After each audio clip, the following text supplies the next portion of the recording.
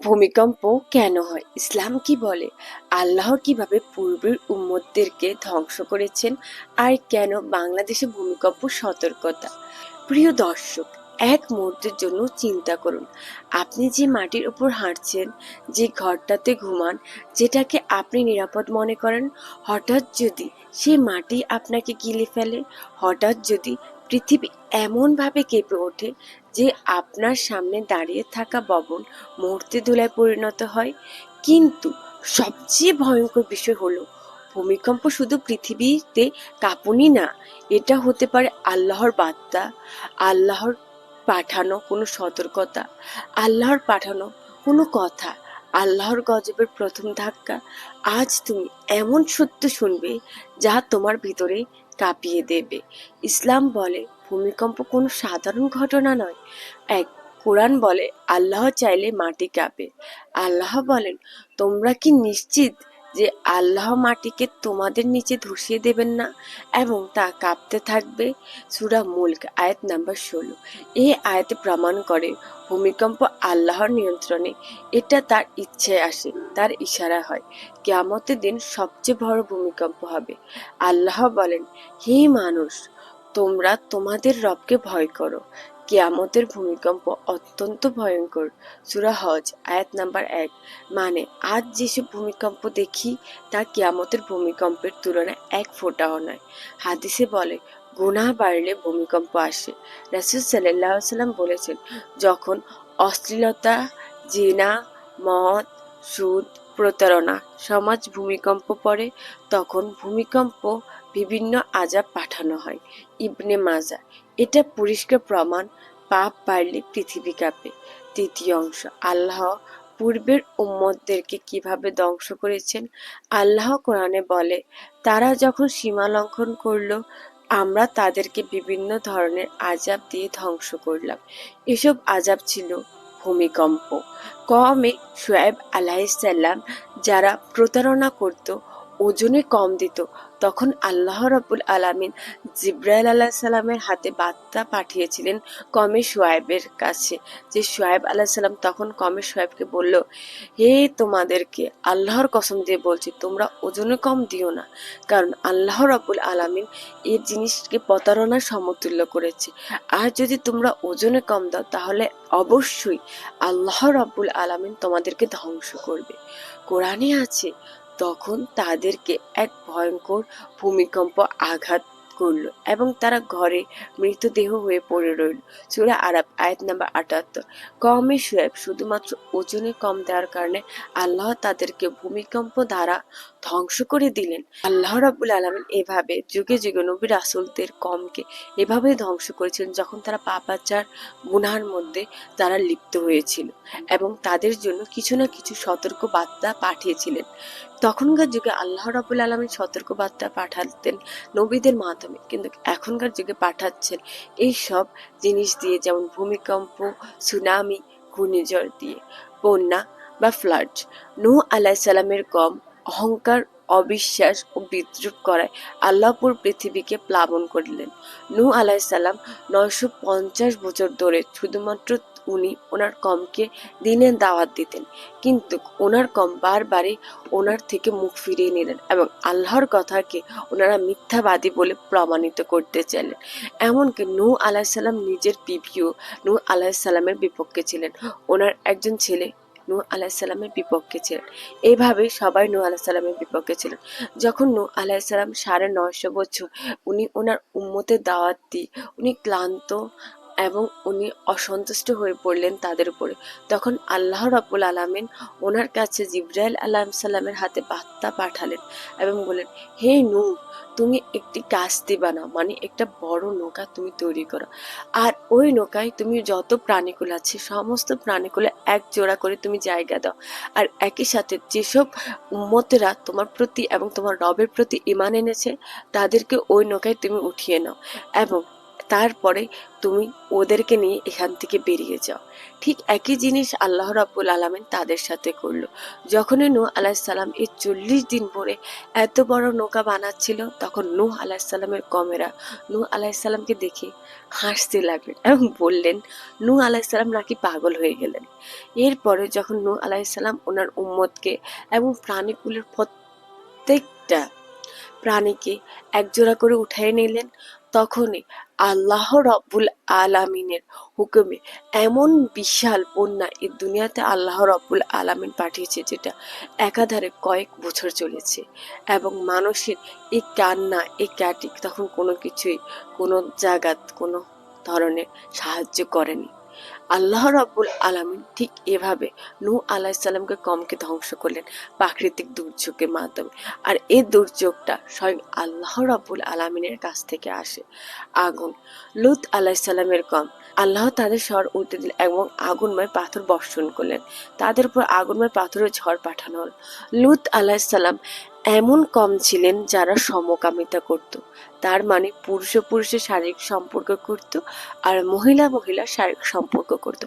আল্লাহ রাব্বুল আলামিনের হুকুমে যখন লূত আলাইহিস সালাম ওই কমে জন্ম হলো এবং ওই আল্লাহ রাব্বুল আলামিনের হুকুমে দিনের দাওয়াত দিতে লাগলো, তখন তারা লূত আলাইহিস সালামের উপর হাসাহাসি করলো। লূত আলাইহিস সালামকে অকথ্য ভাষায় কথা বলতে, এবং লূত আলাইহিস সালাম দেখলো যে তারা কখনো না কখনো কোনো না কোনো মানুষকে উপর অত্যাচার করছে। মানে ওই যুগে লূত আলাইহিস সালামের কমের যে জায়গা ছিল, ওইখানে যদি কোনো ধরনের নতুন ব্যবসায়ী আসতো, তারা সুন্দর এবং সুদর্শন পুরুষ হলো, তারা ওই পুরুষটাকে তারা অপহরণ করতো এবং তাদের সাথে নোংরা কাজ করত, ওই পুরুষদের সাথে, মহিলার না পুরুষদের সাথে। তার মানে এই পৃথিবীতে এমন একটা কমও ছিল যেখানে পুরুষরা পুরুষের কাছে নিরাপত্তা ছিল না, এমন একটা কম ছিল।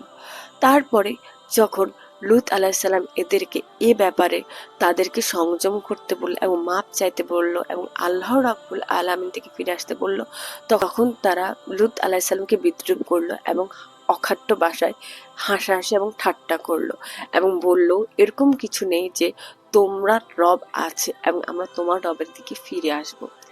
এরপরে একদিন লূত আলাইহিস সালামের বাসায় সুদর্শন 3 জন পুরুষ আসলো। তখন এই সুদর্শন পুরুষদেরকে আসতে দেখে লূত আলাইহিস সালামের কমেরা লূত আলাইহিস সালামের ঘরের সামনে তখন তারা ভিড় করলো। লূত আলাইহিস সালাম এই 3 জন অজান্তা মানুষদেরকে ঘরে তো জায়গা দিলেন, কিন্তু উনি জানতো না ঠিক কিভাবে তাদেরকে রক্ষা করবেন। তিনি খুবই ভয় পেলেন, এসব সুদর্শন পুরুষদেরকে আমি কিভাবে এত বড় কম থেকে রক্ষা করব। তখনই ওই সুদর্শন 3 জন পুরুষ ছিল 3 জন ফেরেশতা। তারা বলল, লূত, তুমি তোমার বিবি এবং তোমাকে যারা মানে মুমিন বান্দা বান্দিদেরকে নিয়ে তুমি এখান থেকে চলে যাও, আমি এদেরকে দেখে নিচ্ছি। আল্লাহ রাব্বুল আলামিনের হুকুমে আজকে এদের ধ্বংস হবে। তখনই আল্লাহ রাব্বুল আলামিন তাদেরকে উল্টে দিলেন এবং আকাশ থেকে প্রচুর পরিমাণ আগুনের গোলা সৃষ্টি করে দিলেন। 4. ভয়ঙ্কর শব্দ। সামুদ কম, সালেহ আলাইহিস সালামের কম, যারা আল্লাহর নির্দেশে অস্বীকার করেছিল, এক প্রচন্ড বজ্রঝড় তাদের গ্রাস করলো আর তারা মুখ থুবড়ে মৃত হয়ে গেল। সামুদ কম, আল্লাহ রাব্বুল আলামিনের হুকুমে এমন একটি শক্তিশালী কম ছিল সামুদ কমরা, যাদের শরীরে এত শক্তি ছিল তারা পাথর কেটে বাড়ির ঘর তৈরি করত এবং তারা শক্তির প্রতিযোগিতা করত। যখন সামুদ কমের কাছে সালেহ রাদিয়াল্লাহু আনহু এসেছিল, যখন সামুদ কমের কাছে সালেহ আলাইহিস সালাম এসেছিল, তখন সালেহ আলাইহিস সালাম তাদেরকে সর্বদাই আল্লাহ রাব্বুল আলামিনের কথা বলতেন এবং বলতেন, তোমরা ফিরে আসো সেই রবের কাছে যে রব তোমাদেরকে এত সুন্দর শারীরিক গঠন এবং এত শক্তিশালী বানিয়েছে। তারা হাসতো এবং বলতো, আমরা কি তোমার রবের কাছে বিশ্বাস করব আমাদের মূর্তিদেরকে রেখে? এই সব কিছু আমাদেরকে দিয়েছে আমাদের মূর্তিরা, আর আমরা কি আমাদের বাপ দাদা এবং আমাদের বংশধারী মূর্তিদেরকে ত্যাগ করব শুধুমাত্র তোমার রবের জন্য? তোমার রব আমাদেরকে কিচ্ছুই দেন না, শুধুমাত্র তিনি তোমার রব, আমাদের না। কারণ আমরা এমন কোন রবের সম্পর্কে জানি না, জানতে চাইও না। আমাদের এই শক্তি এটা আমরা প্রাপ্য, এটা আমাদের কারো উপরে ভিক্ষা দেওয়া হয়নি। রব্বুল আলামিনের কাছ থেকে কয়েকজন ফেরেশতা রাতে সালেহ রাদিয়াল্লাহু আনহুর ঘরে প্রবেশ করেন এবং বলেন যে তুমি তোমার পরিবারকে নিয়ে এবং কিছু সংখ্যক তোমার মুমিন বান্দা বান্দীদেরকে নিয়ে এই জায়গা ত্যাগ করো, কারণ আজকে রাতের মধ্যে এদের উপরে আল্লাহর গজব সৃষ্টি হবে। তারপরে ঠিক একই রকম হলো, উনি ওনাদেরকে নিয়ে ওই জায়গা ত্যাগ করলেন এবং তারপরে এক প্রচন্ড বিকট আওয়াজে পুরো পুরো সামুদ কম ধ্বংস হয়ে গেল। আল্লাহ রাব্বুল আলামিন চাইলে কোনো কিছুই অসম্ভব নয়। বাতাস, টর্নেডো, আতকম শক্তিশালী জাতি ছিল, কিন্তু তারা আল্লাহর বিরুদ্ধাচরণ করত। আল্লাহ তাদের উপর প্রেরণ করেছিল প্রচন্ড শীতল ও ভয়ঙ্কর বায়ু। আতকম থাকতো সাগরের পাশে, বর্তমানে আমরা যেটাকে ডেড সি বলেও বলতে পারি, এর পাশে থাকতো আতকম। তারা অনেক শক্তিশালী ছিল, তারা পাথর দিয়ে ঘর নির্মাণ এবং তাদের শক্তিশালীর বহান তারা দেখাতে থাকতো। অনেকটা সামুদ্রকমের মতো তাদের শক্তিশালী, সুন্দর শারীরিক গঠন এবং শক্তিশালী জিনিস তাদেরকে অনেক আকৃষ্ট বানাতো। যখন তাদের উপরে নাজিল করা হলো, আমাদের ওই নবীজি ওইখান থেকে পরিত্যাগ করলো এবং তারপরে আল্লাহর হুকুমে টর্নেডো এসে তাদেরকে ধ্বংস করে দিল। এগুলো আল্লাহর শাস্তির ধরন। এগুলো আল্লাহর শাস্তির ধরন, যা কোরআনে নিজের বর্ণনায় করেছে। তাহলে প্রশ্ন হচ্ছে, আজ যদি পৃথিবী কাঁপে, বন্যা হয়, সুনামি হয়, তা কি পরে হওয়ার ঘটনা নাকি আগে হয়েছিল? না বোন, এগুলো বারবার হয়েছে। যখনই মানুষ আল্লাহকে ভুলে গেছে, আল্লাহ সতর্ক করেছেন এবং আল্লাহ এভাবে সতর্ক করবেন এবং একইভাবে এটা আমাদের সাথেও হবে। এর কমদের সাথেও আল্লাহ রাব্বুল আলামিন একই রকম আচরণ করেছিল, তাদেরকে ধ্বংস করেছিল। আর ঠিক একইভাবে একদিন আমরাও ধ্বংস হব। শুধুমাত্র এই জিনিসটাই পার্থক্য যে আগের কমের কাছে পূর্ববর্তী কোনো ধরনের কোনো সতর্ক বার্তা আসেনি, তাদেরকে হঠাৎ ধ্বংস করা হলো। কিন্তু শেষ নবীর বান্দাদের সামনে ওই সতর্ক বার্তা এসেছে যে কিয়ামতের কথা। কিয়ামত যেদিন সংঘটিত হবে, ঠিক ওই দিন এভাবে ভয়ঙ্কর ভূমিকম্প হবে। আল্লাহ রাব্বুল আলামিনের নির্দেশে সবকিছু হবে, আর মানুষ শুধু ওই দিন দেখতে থাকবে ঠিক কি হচ্ছে। আল্লাহ রাব্বুল আলামিনের নির্দেশে তখন সূর্য পশ্চিম দিক থেকে উঠবে আর মানুষের কাছে সতর্ক বার্তা আসবে যে আজকে থেকে কোরআন সাদা হয়ে যাবে, আজকে থেকে মানুষের কোনো তওবা গ্রহণ হবে না, আজকে থেকে মানুষের কোনো দোয়া গ্রহণ হবে না। এভাবেই হবে কিয়ামত সংগঠিত। কিয়ামত যখন সংগঠিত হবে তখন শেষ উম্মতেরা তারা একজন আরেকজনের সাথে ঝগড়া অবস্থায় লিপ্ত থাকবে। এটাই হচ্ছে কিয়ামত সংগঠনের ব্যাপার। তাহলে এখন প্রশ্ন হলো, এই যে বারবার পুরো পৃথিবী জুড়ে কখনো না কখনো ভূমিকম্প, টর্নেডো, সুনামি এসব কিছু হচ্ছে, তা কি সত্যি কারণের কোনো ধরনের কোনো সতর্কবার্তা? আজকে তাহলে আমরা কথা বলবো বাংলাদেশের ব্যাপারে। বাংলাদেশে ভূমিকম্প হচ্ছে, কিন্তু এটা কি আল্লাহর পক্ষ থেকে কোনো সতর্কবার্তা?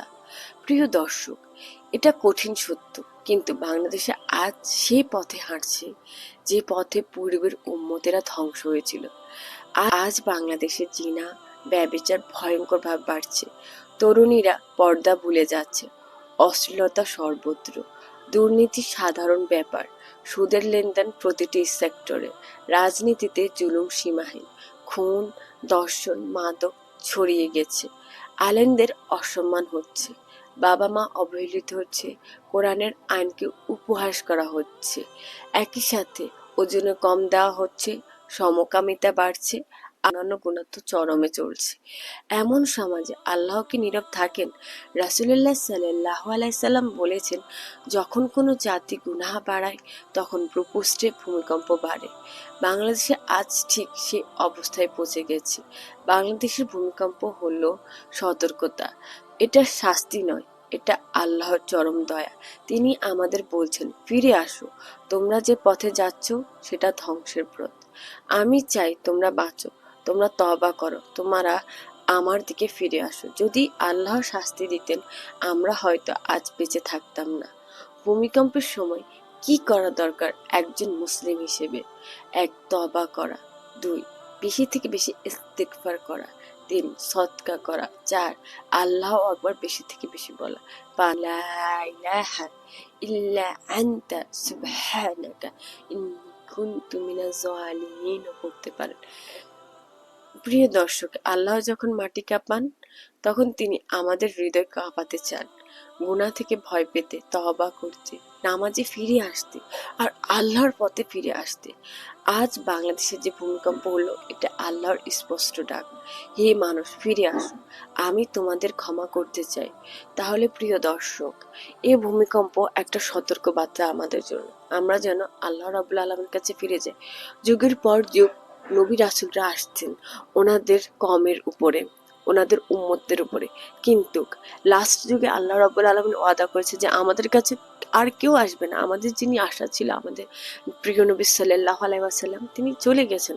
যুগের পর যুগ উনি আমাদেরকে এভাবে কখনো ভূমিকম্প, কখনো বন্যা, কখনো টর্নেডো, এভাবে আল্লাহ রাব্বুল আলামিন আমাদেরকে বুঝাবেন যে ঠিক কি চলছে, আমাদেরকে কি করতে হবে। আমরা কি আল্লাহ রাব্বুল আলামিনের কাছে ফিরে যাব না, না এভাবে আমরা থেকে যাব? আর এভাবে একদিন আমাদের উপরে কিয়ামত সংঘটিত হবে, আর ওই দিন আমাদের জীবনের শেষ কথা হবে। আজকের জন্য এতটুকুই। যদি আপনাদের কাছে আমার ভিডিওটি ভালো লেগে থাকে তাহলে অবশ্যই লাইক, শেয়ার এবং সাবস্ক্রাইব করতে একদম ভুলবেন না। এভাবে মাওয়া ইসলামিক চ্যানেলকে সাপোর্ট করতে থাকুন। আশা করি আমি আপনাদের সাথে ট্রুথফুলি জিনিস শেয়ার করতে চাই। আমি চাই না যে আপনাদের কাছে কোনো ধরনের কোনো ভুয়াতে বা কোনো ধরনের একবার এই জিনিসটা করুন সাথে সাথে ফল পাবে, মানুষের ওই জিনিসটার প্রতি আকৃষ্ট হয়। আমি আপনাদের কাছে সত্যিকার ইসলামকে পৌঁছাতে চাই, যা সত্যিকারে আছে, মানুষের মতো ভুয়া কোনো টাইটেল থাম্বনেল দিয়ে নয়। আজকে আমি আপনাদের কাছে এটা রিকোয়েস্ট করছি, আমাদের মতো যারা আছে, যারা সত্যিকার ইসলামকে ইউটিউবের সাহায্যে পুরো বাংলাদেশে বা যারা বাংলা ভাষাভাষী আছে তাদের কাছে পৌঁছাতে, তাদেরকে সাপোর্ট করতে। আজকের জন্য এতটুকুই। আসসালামু আলাইকুম ওয়া রাহমাতুল্লাহি ওয়া বারাকাতুহু।